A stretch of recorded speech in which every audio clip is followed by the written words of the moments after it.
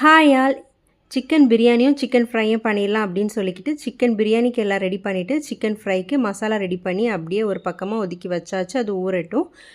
இஞ்சி வாங்கினீங்க அப்படின்னா இந்த மாதிரி கொஞ்சம் தண்ணியில் போட்டு வச்சுட்டு ட்ரை பண்ணி வச்சுட்டு அதுக்கப்புறமா ஸ்டோர் பண்ணிங்கன்னா 1 மந்த் வரைக்கும் அது கெட்டு போகாது, நல்லா ஃப்ரெஷ்ஷாகவே இருக்கும். இந்த டிப்பை ட்ரை பண்ணி பாருங்கள்.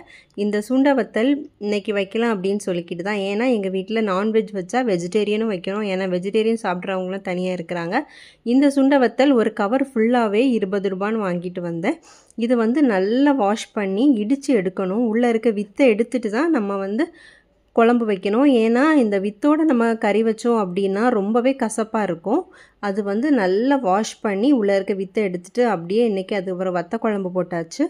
ஈவினிங் ஸ்நாக்குக்கு ஆனியன் இருந்துச்சு, அதை வச்சு ஆனியனை வடை போட்டாச்சு. எங்கள் ஊரில் உள்ளி வடை அப்படின்னு சொல்லுவோம். நல்லா கடலை மாவு மசாலாலாம் போட்டு சூப்பராக உள்ளி வடை ரெடி பண்ணிவிட்டு அப்படியே ஒரு ஃபில்டர் காஃபி போட்டு குடித்தா செம்மையாக இருக்கும். அதையும் ரெடி பண்ணி சூப்பராக ஈவினிங் ஸ்நாக்குக்கு ஃபில்டர் காஃபியும் அது கூடவே உள்ளி வடையும் வச்சு நல்லா சாப்பிட்டாச்சு. இப்படி தான் எங்களோட டே போச்சு. இந்த வீடியோ நீங்கள் ஃபஸ்ட் டைம் பார்க்குறீங்க அப்படின்னா லைக் பண்ணி கமெண்ட் பண்ணி ஷேர் பண்ணுங்கள். இன்னும் நிறைய வீடியோஸ் இந்த மாதிரி இன்ட்ரெஸ்டிங்காக நம்ம போடலாம், ட்ரை பண்ணி பாருங்கள். டெய்லியுமே நம்ம சேனலில் மினி பிளாக் வரும், மிஸ் பண்ணாமல் பாருங்கள். இந்த வீடியோ உங்களுக்கு பிடிச்சிருந்து அப்படின்னா லைக் பண்ணி கமெண்ட் பண்ணி ஷேர் பண்ணுங்கள். அப்படியே சப்ஸ்கிரைப் பண்ணிக்கோங்க. தேங்க்யூ.